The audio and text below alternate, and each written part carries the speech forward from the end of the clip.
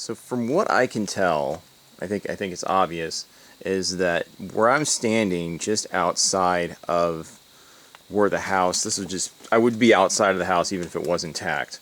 This is like kind of the epicenter of where the house began to collapse over time from presumably neglect. And that's like the slates from the inner part of the wall. It's warped upstairs. That's the second floor. And there's a door from the first floor. Presumably might be going down to the basement. And there is a piano, which the first time I was at this house, I didn't know there was a piano in the one den here, the living room. And there it is. And that thing has got to be heavy. And but I can't imagine the floors in this place, the floors that are left, could support much weight at all. I would never set foot inside this place, but it's very open. The roof is gone, virtually, completely gone. It's hard to tell how long this place has been since it last had inhabitants.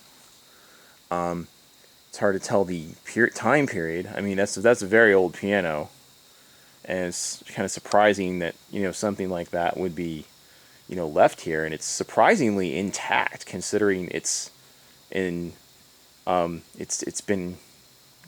sitting here for decades, exposed to the elements, and it's just there. I mean, from what I can tell from here, it's at least seems to be complete or whatever, but it doesn't. The keys don't look warped or anything like that. But the rest of it's complete. It's just like a labyrinth of deterioration and collapse. From the middle point of the house, probably a key support in the basement gave way over time, or what and it just the house began to just slowly collapse to this point where you see portions of the roof, and a lot of larger timbers are just down in the middle of the house. Kind of the eye of destruction of where the house began to collapse and cave in. And the front of the house, I mean, as you can see from earlier in the video, is the facade is still kind of there. You can tell what the house used to sort of look like. There's an outlet, an exterior outlet that's still there. And there's like maybe an old refrigerator or something. This might have been a portion of the kitchen. And there's just lots of the larger roof timbers and door frames and things like that you can see in this part of the house. This is the back part of the house. As far as I can step back here in what was kind of the backyard, this is the back of the house. And the window frames are still there. Some of the glass is there. The top part is gone.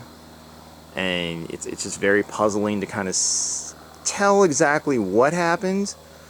If it was, I mean, some of it I'm sure was a little looting and vandalism over the years, but I'm in a pretty, out in the country, so I guess whoever the heirs were, or people who might have inherited this house in the will, didn't want to bother with hauling off that piano. And there's some furniture and some rugs, and I mean, I saw a woman's shoe in the side yard. Very eerie indeed.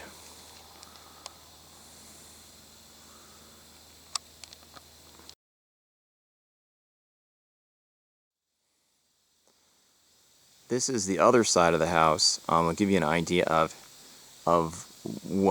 how it's sort of giving way. The sort of the middle part of the side of the house, you can see where the side's just kind of buckling, has been buckling. It's buckled basically, and the top part is the roof is fallen in, and just the inside of the house is completely I mean, certainly not fit for human habitation. But strangely, eerily still, parts of it are intact. I mean, there's a piano that is basically intact. I don't think you could play it, but I mean, it's just sitting there in the living room. A very heavy musical instrument sitting there. that looks like it could, you know, you think it would fall through the floor, but it must be, it's close to the front foundation where there's stone, where it's probably, presumably resting on. But the rest of it is just, what's standing is just standing very precariously. And it's hard to tell. I don't know any history of this house. My fiance took me out here a few months ago, I think, and I made a short video and put it up, and I decided to come out here again and take more video and get a better look at it, try to find more out about it, and because it just seemed like a kind of interesting kind of ruin, really, of a family home out here in the country in northeastern PA, where I'm at. I'm just going to say vaguely where I'm at. I'm not going to give the exact location. I don't feel that's necessary, but yeah, and this is part of the house that's given way, and you can just, there's really nothing there but what's collapsed into the basement. So I don't know. It wasn't a fire that destroyed this house. It was just neglect. It was left. There's no evidence that I can tell of anything that's been burned. It's just been left here. It takes a long time for a house to fall apart like this. Quite a while. So I would assume, and there's the ceiling in the one downstairs room. It might have been a living room or den. It's not a bad sized house. It was probably quite a nice home in its day. And there's what you can see, what's left of the roof. There's a section of the roof, the eave that comes out of just above the attic, and that's what's left on the other side. Just a few, you know, some supports and slates coming out. It's very, you know, looks like Edward Scissorhands lives up there or some shit. So yeah, it's just really you know, some scary looking shit. And that's the living room. There's a chair, some just regular chair. It's still there. There's fabric on it still, and I think like some kind of furnace or of sorts. And there's like a thermostat on the wall, and there's even, you know, the light switch with the covers on it. Just eerie that all this stuff kind of stayed here as the home fell apart. And to think someone was in here watching TV with their family or whatever they were doing, or maybe some really horrifying shit happened. This makes Michael Myers' house looks like fucking Mr. Rogers' house. That's for fucking sure. And that's the basement. Not much to see down there. It's just basically, you know, you can't go down there. There's most of the floor that's collapsed into the basement, and it's just pretty much a crawl space.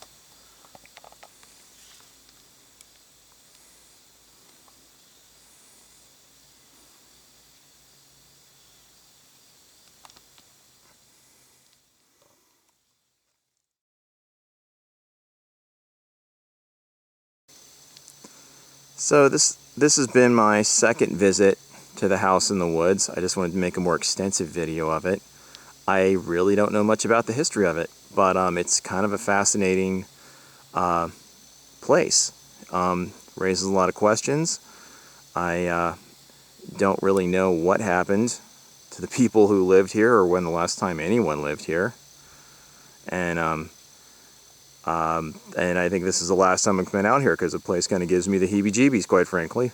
But anyway, I don't endorse urban exploration. I did not go into this place. I walked around it and shot inside of it. So I would not recommend anybody going into a condemned or derelict house or building. But anyway, in conclusion, this is DS Yaxheimer.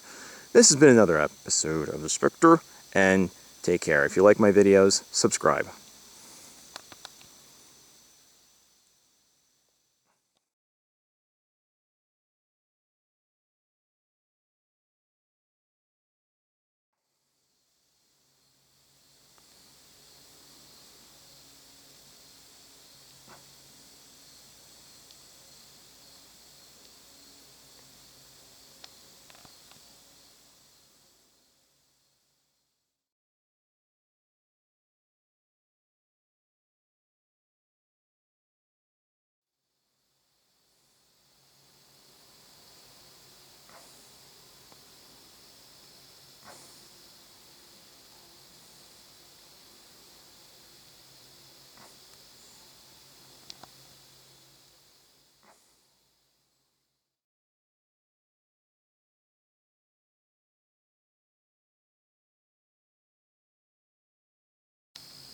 So this was the, well, that would have been the driveway probably to the house back in the day. And I parked way up there.